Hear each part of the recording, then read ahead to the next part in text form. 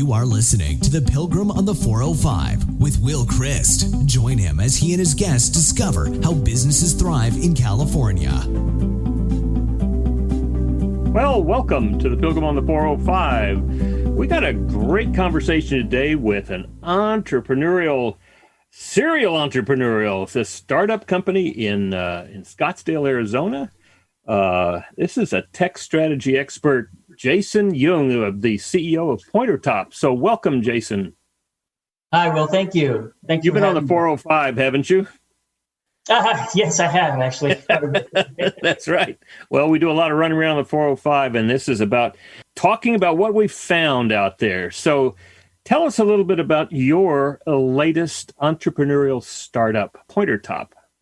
Yeah, of course. My pleasure. Yeah, so this is a company that's been around for a while. We started 5 years ago, and it was seeded as an idea that came from the last company I was at.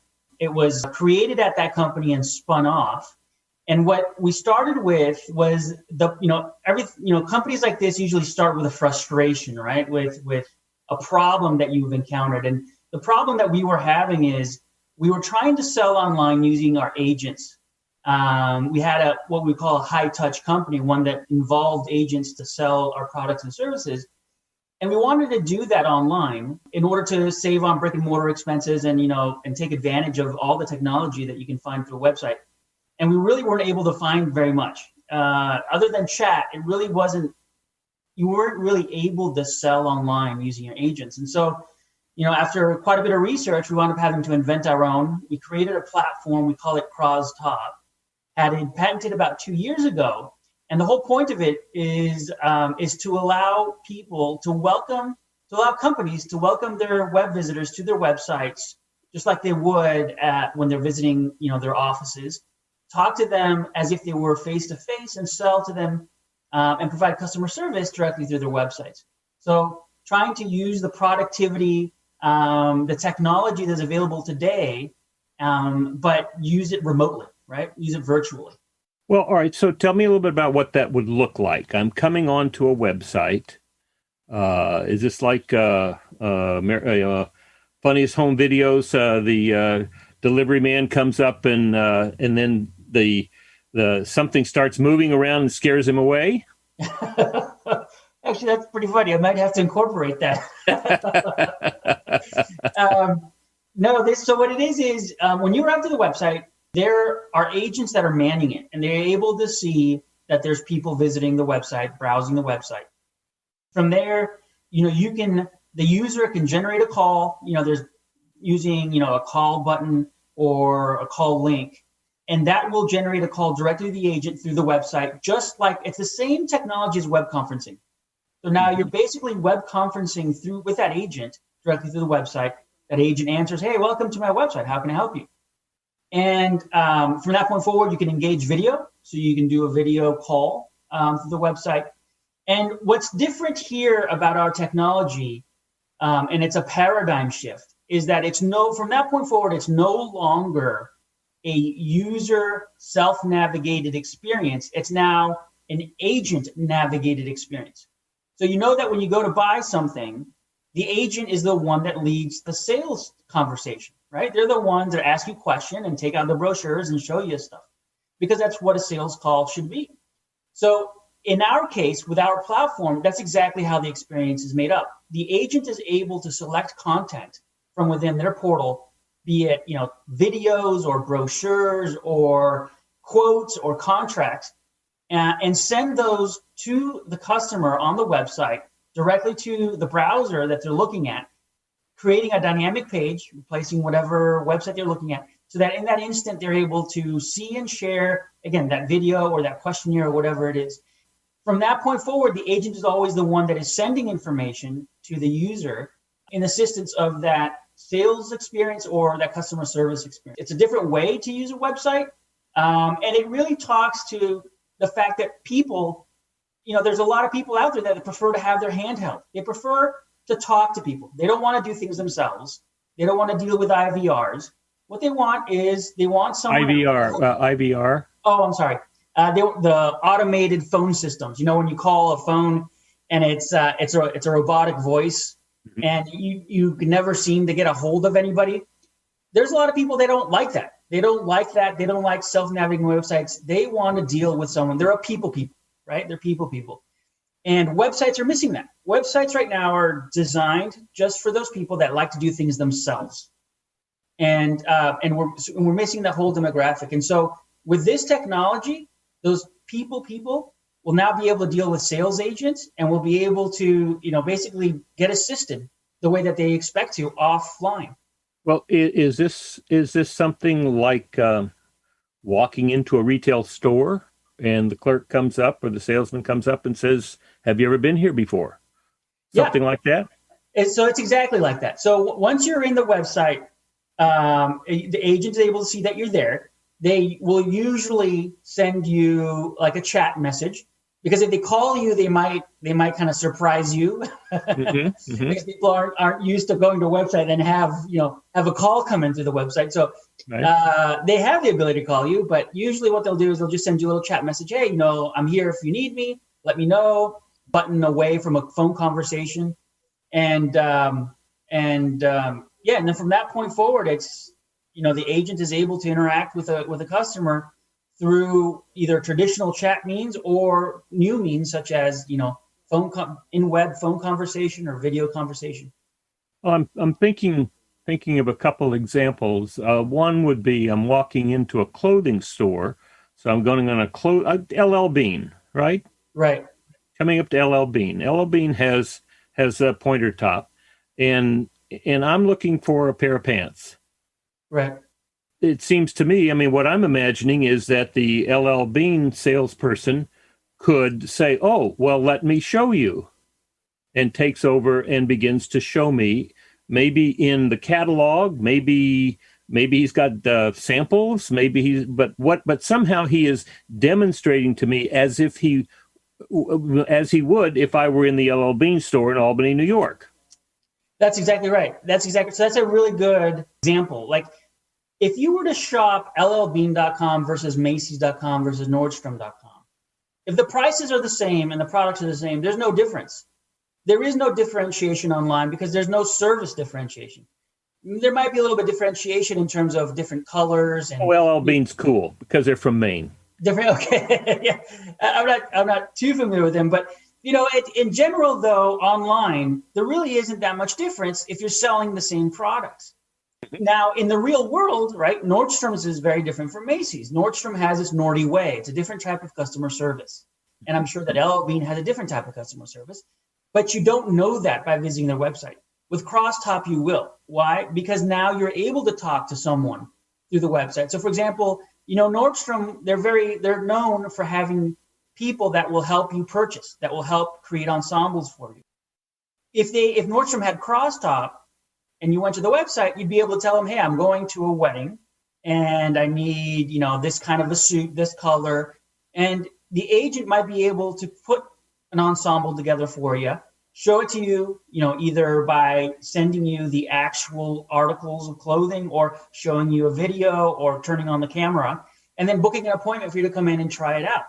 That's a very different experience to someone that doesn't have Crosstalk, because now you have the service portion in it. And in retail, service is a big part of it, right? Service is a very big part of the retail experience. Well, so let me give another example. Let's suppose that I'm not that familiar with repairing my bathroom, and what I would do is I would drive from here to Home Depot, and I would take the pieces in, and I would say, "What do I need to do here?" Now, right. I'm imagining that I could get onto if Home Depot had pointer top, I could get onto the site. Now, I would be able to say, here are the parts that I've got right here. What is this, and how do you have anything to replace it, right? Yeah, actually, that's a great point. Exactly. So with Crosstalk, you now would be able to get right on their website, if they had Crosstalk, you'd be able to engage an agent, and from that point forward, you'd be able to share your camera so you could show them what you have. The agent would be able, if he has a how-to video, would be able to send you that how-to video so that you can repair whatever it is that you need to repair and then exit. And so what would typically be a really long phone conversation where a customer support agent is trying to explain to you how something looks and how something works and how you can fix it. Now they can just simply send you the video that they have in their library, and immediately you're able to see it and repair it on your own, and they can hang up, and that 40-minute conversation is now basically a 10-minute expert conversation. So yeah, that's exactly right. There's a lot of benefits to it, and one of them is saving on labor, saving on call center support because of the fact that you have all this video. Well, and if now I'm assuming that any time that you would use video would be at least as good as Zoom, right? Right. It's the exact same technology. We are using the same technology as web conferencing.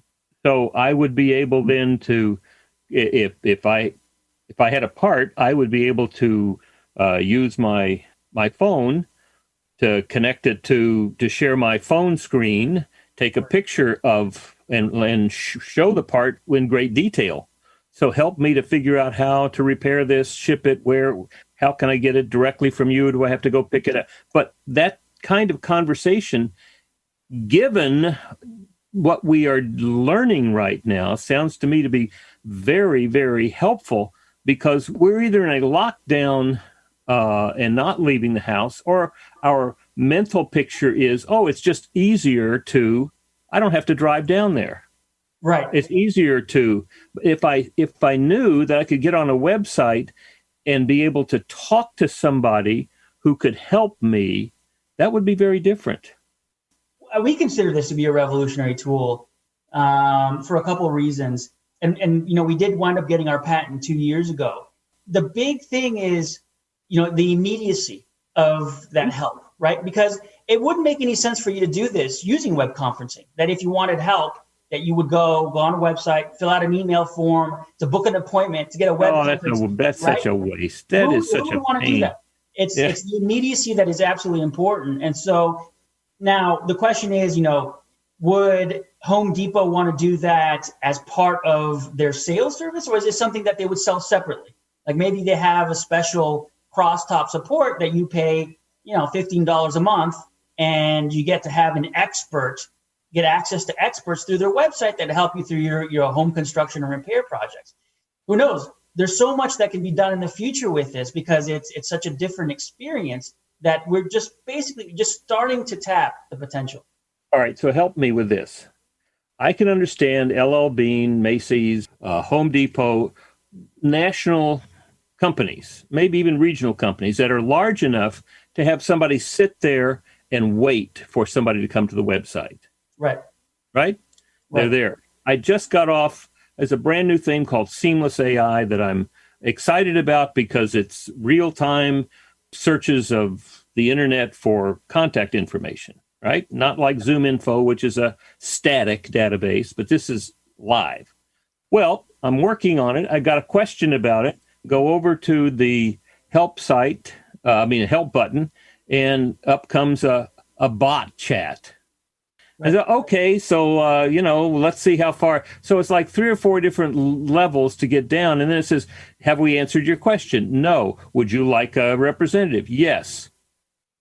Right. And then 5 minutes later, it pops up and says, nobody's available right now. Right. Now, that is not a good customer experience. No.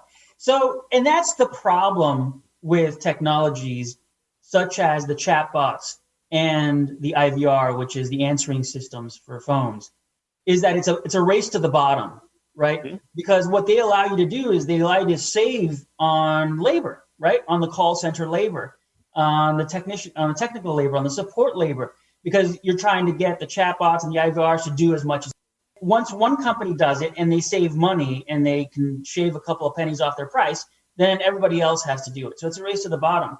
But the big problem is that what is the message that they're sending the customers? The message you're sending them is that your time is not important, right? Mm-hmm. You're now going to have to spend those 10 minutes to go search, go filter, figure out, find, because we're not going to do it for you. You're going to do it for yourself. And the other part of it is that it's not a bonding experience. Human beings are social animals. We derive meaning from social interaction, right? That's why we're here on Earth, is to basically interact. When you take that out of the equation with your company, you're no longer bonding with your customers. You're no longer allowing them to derive meaning by interacting with your company. You're making it more transactional. And so more of a race to commoditization when you're adding more of these automated systems and these AI. All right, I'm sold. I'm sold on the whole idea. Yeah, I got the concept. But now, most of the companies in America are small companies. Right. All right. And when I think about the companies that I work with, they do not have the ability for somebody to sit there and wait. So do you have a technology that alerts somebody I mean, how do you handle that if you don't have a dedicated person sitting waiting for somebody to come to the website and request a meeting? Right. So we have two things for that. The first one is we do integrate a chatbot as part of the platform so that it can begin the questions and the filtering, all that. And then when an agent becomes available, they can take over the session. We do offer that. Or if it's a small business and the agent isn't available, then the chatbot can continue the conversation, get information, email it to the agent so they can reply later. Obviously, that's not the best case scenario, but that is available in those cases where the agent isn't available. The second situation is what we see that's going to happen is we do offer receptionist service for small businesses. Oh. So you can't man your website, and most small businesses won't be able to. We have a receptionist service where someone will man it for you, and they'll be able to qualify your customers with questionnaires that are, adept to that person that is to that demographic that is visiting you. They'll be able to send information. They'll be able to receive files. They'll be able to book an appointment for you. All the stuff the receptionist can do, and in that sense, also begin to bond with that customer, right? Because you're actually having a conversation with someone on the other side. You're putting a voice and maybe a face to the company. So we do offer those services. To be honest with you, that's not the business that we want to be in the future. We offer it because we have so much demand for it. But we see call centers taking this over, right? The professional call centers in the future will offer web center receptionists. And that'll be something that they can offer small businesses, in a package. I mean, it's already talking to call centers to try to create those packages for small business where they can get Crosstalk and a receptionist at the same time. All right. So let me ask another question about technology. I noticed that there's a lot of groups that are moving from individual websites to a website, and each local entity has a what would you call it? A sub-site. Right. They have a sitelet. All right. Now, can the local person with his sitelet use your technology? Yeah. So we have an enterprise version of Crosstalk, and it has a couple of things. The first one is it has the ability to do session transfers. So if someone comes in and they will reach the sales department, but they want the customer support department, sales can transfer to customer support.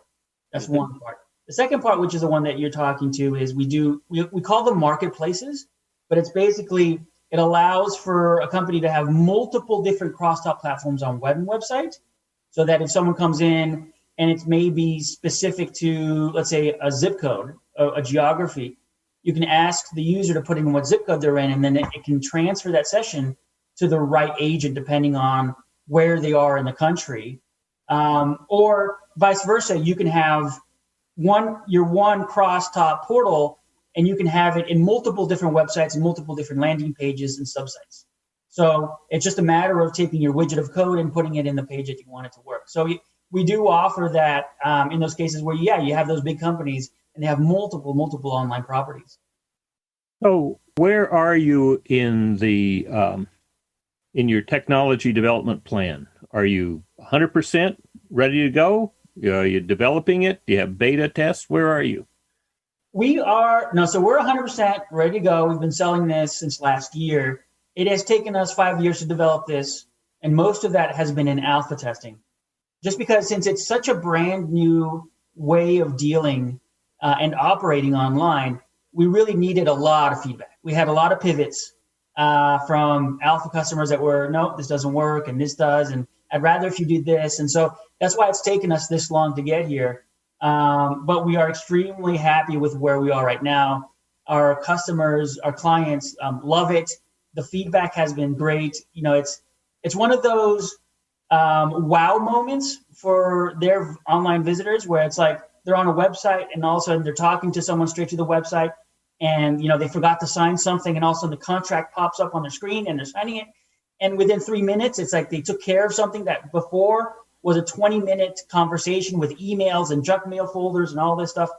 It's a huge wow experience for our clients. And so we're very happy, but it's taken a lot of work to get us here.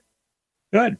So what have been some of the struggles that you've seen along the way, the last 5 years? What have been tell me some stories about struggles that you had that you overcame.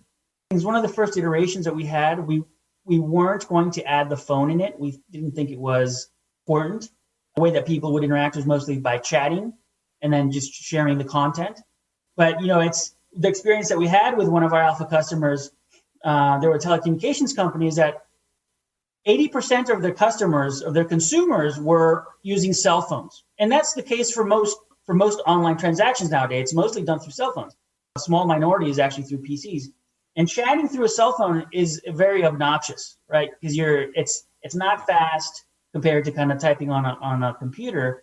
90% of their interactions, the consumer would say, "Can I just call you, or can you call me?" Because they would just get so annoyed by having to type through what was typically a 40-minute sales conversation for them. So, very quickly we realized we have to integrate the phone into this. The chat feature is great for quick questions, for quick support questions, but it is not doable for a sales conversation. All right. So how in your company, how did you make that pivot? Was that a struggle? Was that 3 people come and say, "We need this," and you do it?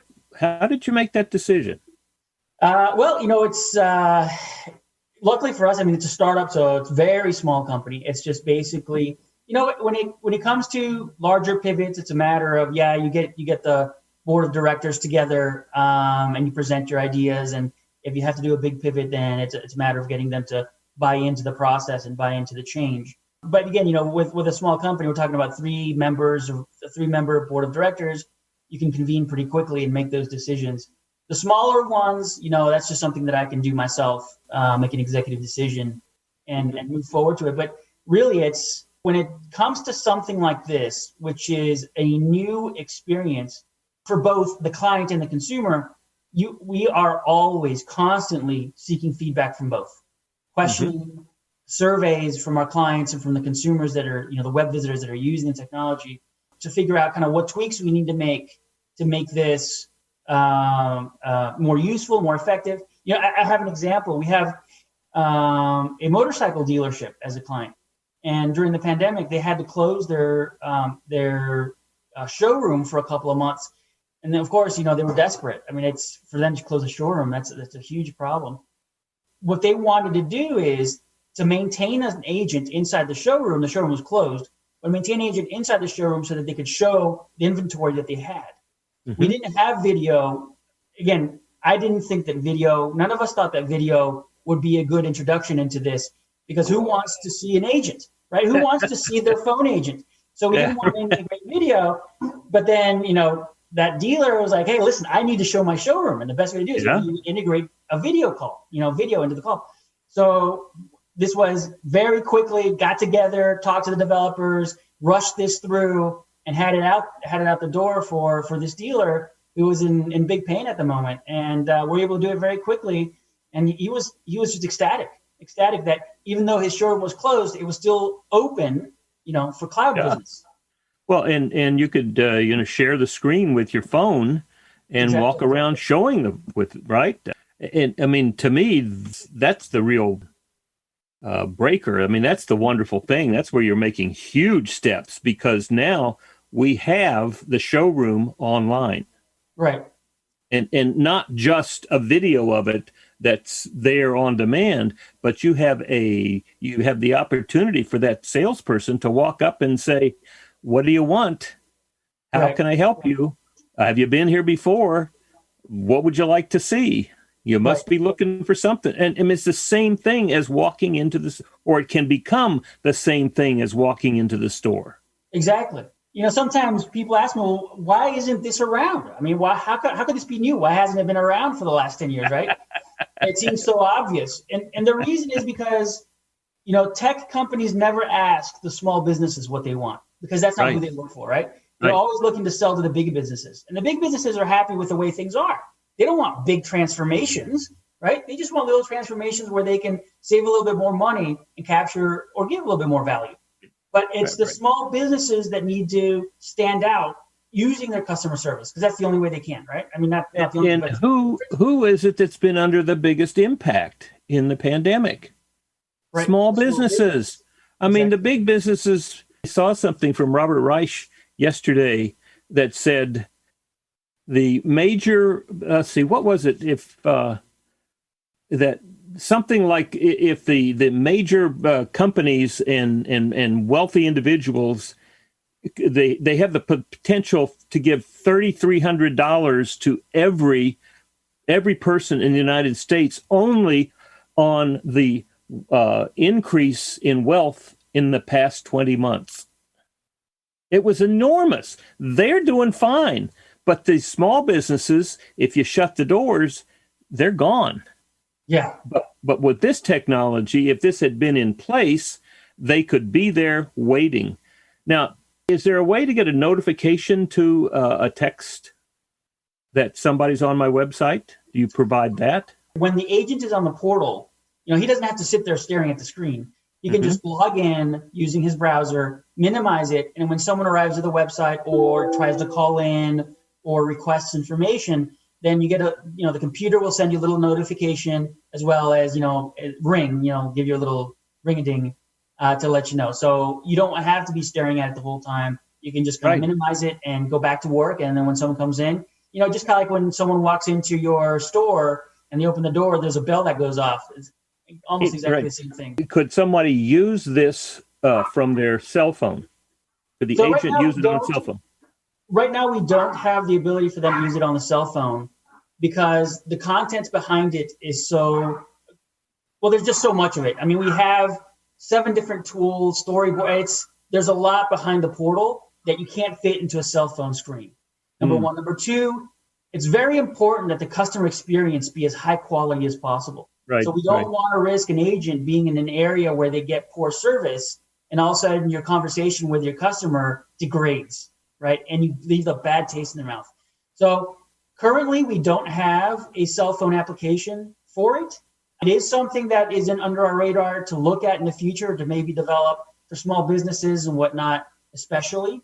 Get a notification on the cell phone. Yeah, to get notification and to have maybe a more minimal version of the agent portal. Maybe not access to all the tools and all the different features, but maybe like a small amount of tools and features through your cell phone that you can still take care of, the sessions and the visitors that come to your website. So that is something that's it's on our radar. It's not there right now. Right now, we're just, our big concern right now is to make sure that people understand that it's a quality experience. When you're talking to someone through the website, it sounds great. It looks great. We're focused on that piece first. And I presume that you would be able to if you're going to use your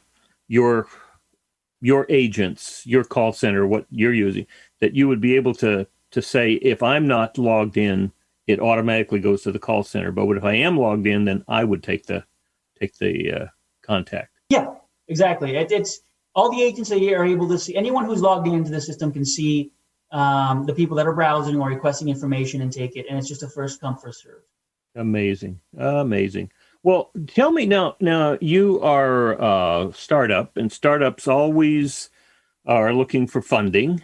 So tell me about your funding road. What's that been like? Yeah, so for the last 5 years, this was a spinoff of a previous company that I was a head of. And, we've been funded basically privately through that company. Finally, we decided that we kind of had to do a more formal separation, and we wound up raising our seed fund. We're raising our seed fund right now through Wii Funder, WeFunder.com. It's via equity crowdfunding. So, I didn't know that this was possible. It's a new law that allows anyone that wants to invest in startups. You go to a platform such as Wii Funder, and you don't have to be a qualified investor. You don't have to be an accredited investor anymore. Anybody can invest in startups. And this has only been around for 3 or 4 years since the Jobs Act was passed. And yeah, with as little as $100, you can invest in any moonshot startup that you want. You just visit these websites and look around, and you can put $100 here to $100 there. It's an amazing technology. It's hard to believe that this law took so long to pass. That the small investors were kind of left out in the lurch when it came to investing in these great technology companies. But the opportunity is there, and so we grabbed it. We're on WeFunder.com/PointerTop. Anybody who wants to can invest anywhere in the world. So, we have investors that are in Mexico. We have investors in the U.S. We have investors. I think we have some in Australia. We have some from Indonesia. It's incredible. It's like anywhere in the world, people can invest in your company now. It's amazing. Wow. Looks like you got $65,000, $788 raised so far, huh? Yeah. So this is our first seed round. We're kind of testing the waters with equity crowdfunding since we've never done it before. We want to see how it works. It's we already reached our first milestone, which was 50,000. And once we get to 250, we'll close it out. So and then you can set these kind of milestones where you can give people preferential treatment for being first.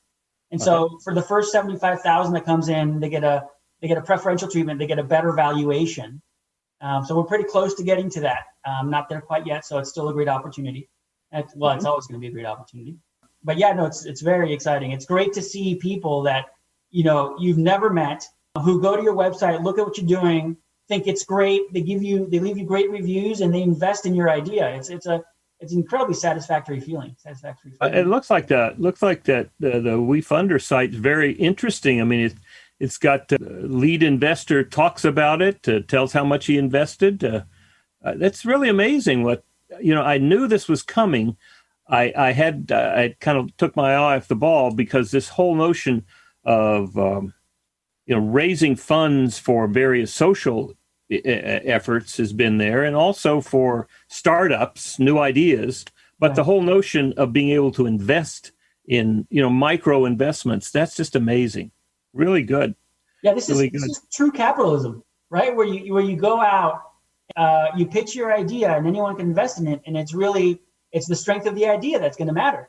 Because before this, it's like if you wanted to raise money, you had to go to a very small circle of investors, right? And who tended to kind of set the terms that they wanted to, and it was very difficult, and it's kind of a path tread by everybody else. With this, it's like everyone sets their own path, and anyone can join you. It's an incredible technology, and it's a global. I mean, that's true of anything. Once you're on the internet, you immediately go from very, very local to global. Right. And it's global. Yeah. Which I was surprised at. I didn't know that. I wasn't too familiar with the Jobs Act. I knew of it, but I didn't know the details. But yeah, it's a global thing. Anybody can invest in your company. Well, what I'm finding true is churches that have gone online because they couldn't be face to face have discovered that there's lots of people coming from all over the country, all over the world to their Sunday morning services online. And at first it was like an interesting sidelight, but there are many who are discovering this is our world now. This is our congregation. Yeah. It's a very scary scenario too, because the world of laws is still mired borders, right? In very strong borders and border protection. And so as a company, when you go online, it's scary because if you happen to get customers that are outside of your country or people that are interested in, you have to be very careful because you don't want to go, you don't want to cross any lines or any rules or any laws that will apply in the country that they're from versus the one that you're from, right? And so even though the cloud and the online world gives you the opportunity to interact with anybody anywhere in the world, the offline world still, you still got to be aware of it because it's, you don't know exactly what the rules are everywhere that you go. Well, tell us about your experience with your target market area right now. Right now, we're in 2 countries. We're in the United States and in Mexico in terms of selling. In the U.S., we've been focusing on small businesses to kind of prove the concept It's much faster to sell into small businesses here. And we've gotten a great reception here. In Mexico, we are also there, but we're going after larger businesses. We have a more formalized sales structure there. And it's, again, we've only been doing this since last year, sales-wise. So we're still very early revenue in that sense. But it's so far we've gotten a lot of great feedback from big businesses in Mexico. They're very much open to new ideas and technologies. Whereas here we've met a lot of. It's been more difficult for us here to get access to the big businesses. It seems like we have to go through more hierarchies and jump through more circles and more hoops. We've noticed that businesses have been a lot more receptive to listening to new ideas. It's been a great experience, though. Either way, it's like just the feedback has been so invaluable for us. Well, that's wonderful. Well, what would you say to people who had a great idea like this and were starting off? What advice would you give them? A lot of the things that people told me when I was, first starting out with my first businesses, they still apply, which is you have to test out your ideas, but don't listen to the naysayers, right? You have to make sure that your idea has merit by going out to the market and testing it with customers. But then when it comes to actually implementing it and working on it and getting investors, you have to make sure that you feel confident in it yourself so that you can ignore the naysayers and keep pushing forward. And there's going to be a lot of naysayers. There's going to be a lot of people that are going to tell you that your idea doesn't have merit, that it's going to be too difficult, that you don't have enough money, that you don't have this, you don't have that. And it's going to be overwhelming sometimes. I mean, it's the world puts up a lot of roadblocks for entrepreneurs. You really have to be willing to work long hours for a long time. So it's something that you have to know that that you really want to do, and you're willing to put a long time in it. Typically for startups, it's the initial trajectory. When you see the revenues for companies that are established, you see that hockey stick, right? And it seems pretty uniform, and it's it's like a nice little kind of curved line. But that's not the way it is really for startups. For startups, you have huge ups, huge downs, sideways, backwards. It's like the early revenue that comes in is extremely volatile, and you have to be prepared for that. It's a very bumpy road. And so I'd say, it's like make sure that you have the support to keep going, pushing and pushing. Good. Now, if someone were interested in seeing this, I suppose they could go to your site and simply use the technology that's there, right? Yeah, so if you go to our site, pointertop.com, we describe it there. We've got kind of some videos, some demo videos and commercials on there. You're able to order it directly online, but you can meet someone using Crosstalk, of course, where we consume our own products. So if you go to pointertop.com, there is going to be an agent there manning our website who you'll be able to talk to and immediately jump into a demo, really using the technology. But yeah, it's probably the easiest way is just to go on our website and check it out that way. So what's the difference between VozTop and Crosstalk? So Crosstalk is the technology I've been talking about. That's the platform. Mm-hmm. VozTop is a unified communications platform that we sell. And so this has been around for a while. It's basically a unified communication just means that you integrate your phone with your fax, with your web conference, with your chatting into one application. And so we sell a unified communication system that integrates all that. And the reason we sell it is because it's complementary to Crosstalk. So we basically sell the whole customer communication solution. Whether you want to talk through your website, or you want to talk through your phone, or you want to chat, you want a web conference, we can sell you all that in one big solution. Good. Well, this has been very interesting, Jason. Very exciting. So I assume somebody could go to pointertop.com and get with an agent. If they wanted to talk to you, and if they wanted to invest, they could go to WeFunder.com/pointertop. And if they wanted to talk to you, would you take the call? Yes, of course. I'm always willing to talk to anyone that's interested in our technology. I always love to talk to people. How would they get in touch with you? So my direct number is 602-345-0495. It's on the website too. If you just dial the number that appears there, you'll reach either one of my agents or myself. And if you also, you can reach me via the email that is on the website. That also reaches me. Well, I noticed that Luis is on my other screen here. I noticed that Luis, your representative, is contacting me and wanting me to have a conversation with him. So maybe we should finish this up, and I will get in touch with Luis.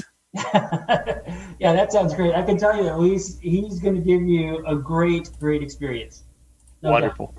Well, it's been great. I really appreciate it, and I will send you a copy of Traction, and I do want to talk to you after you get it and see what your thoughts are about this whole notion of the entrepreneurial operating system and how we can help CEOs get their time back. Yeah, it sounds wonderful. I look forward to it. Thanks for having me on the show.